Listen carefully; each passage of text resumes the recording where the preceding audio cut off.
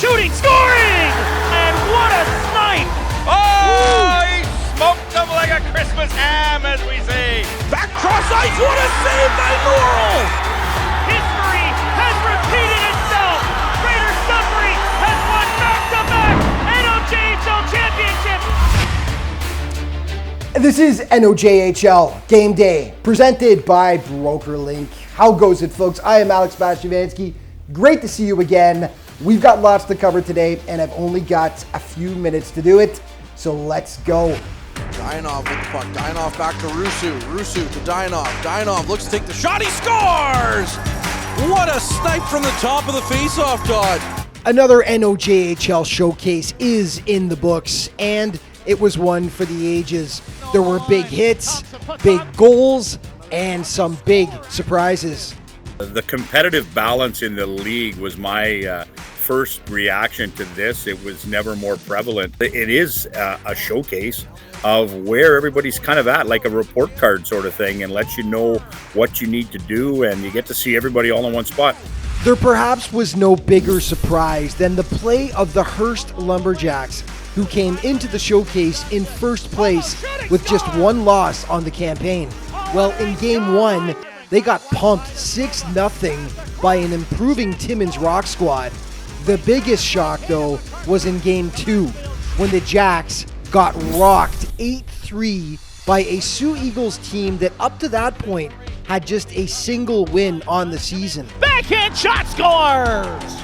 Look, if you were throwing a toonie down on this game, you would have put it on Hearst every day of the week.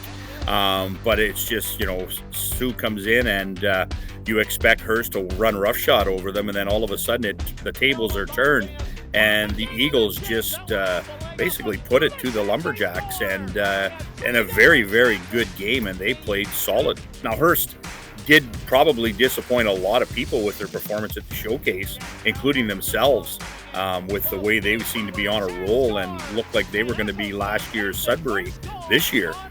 Sticking with the Shocks, how about French River? They were competitive in their loss to Espanola in game one, and in game two, took it to Iroquois Falls 6-2 for just their second win of the campaign. Was it a shock? Yes. Was it a game that you don't expect from French River? No, I think they have that potential to walk in and do that in any building, even their own building, any night of the season. But the team that made perhaps the biggest statement was Powassan, who came back to beat St. Andrews on day one and beat up the defending champion Sudbury Cubs on day two. Win and in Sudbury's home building, it was the showcase, but it is Sudbury's home building. And then to just dominate them in a game and on that side of the score was not really a shock, but it was just like, hey, we're here and we're going to be near the top, and you're going to have to beat us and you're going to have to take us out if you want to win the league this year. They score! On the rebound, Caleb Dawson pokes it in. And the Cubs weren't happy about that loss to Powassan. They were hosting a hungry Hearst team last night that was trying to get back on track after their two losses at the showcase. Side's going to have to leave the puck there, and the Lumberjacks will bring it back in. Now out in front, getting a piece of it is Shepherdson. They score! On a mad scramble, the Lumberjacks poke it in, and Hearst has opened the scoring for the 9th time this season, and it's 1-0 Jacks. Gift of a chance, and now the Lumberjacks are 2-on-1 the other way. Here goes Ty Seymour on the right side. Pass in front, they score! It's Keenan Kenville yet again. Hearst and Antonioni trying to chase it down. Nice hit there. Passes in front, Mateo Signoretti scores! His first of the season comes at no bigger time than that. Here's Taylor at the line. Nice cross-ice pass. Miller with a shot, he scores! My goodness, that water bottle had a family, Cole Miller. What a shot to restore the 2-goal lead. One of, if not the top defender in the NOJHL in the very near future. Cross the line with a couple nice moves. Henri all that drops it off. They score again over the glove of Mateo Bates, and it's 4-1 Lumberjacks as they are starting to run away with it early. Hearst never looked back after that, cruising to the 6-2 win. The Cubs are now 5-5. They only lost 6 games in regulation all of last season. And congrats to Matthew Como. Thanks to Thomas Mercier for the heads up on this stat. Matthew last night played in his 222nd NOJHL game. That ties him for 6th all-time. He's also now 3 games away from passing Matt Burnett for 5th all-time on the list. Way to go, Matthew.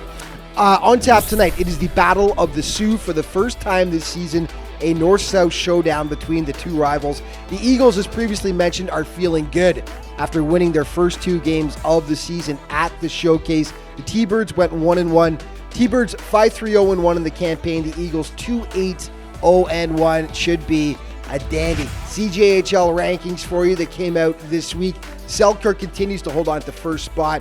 College de Longueuil in second. Rockland Nationals third from the CCHL. Then it's Flin Flon, then Niverville from the MJHL. Hearst comes in at number 11. Powassan slots in at number 20. Primetime player from last night, Keenan Kenville from the Lumberjacks. Massive game that included that lovely little goal right there. 3 points in the contest, 2 goals, 1 assist in the win over Sudbury. And your play of the day brought to you by BrokerLink Auto, Home, and Business Insurance. BrokerLink, life is confusing. Your insurance shouldn't be. We're giving it to Cole Miller for punishing the water bottle. Here's Taylor at the line. Nice cross-ice pass. Miller with a shot. He scores! My goodness, that water bottle had a family, Cole Miller. What a shot to restore the 2-goal lead. And that's all the time we've got for today. But just a reminder, all throughout the season, to stay up to date on everything that's going on with the NOJHL. Be sure to check out the league's official social media outlets. Thanks so much for watching. See you next time.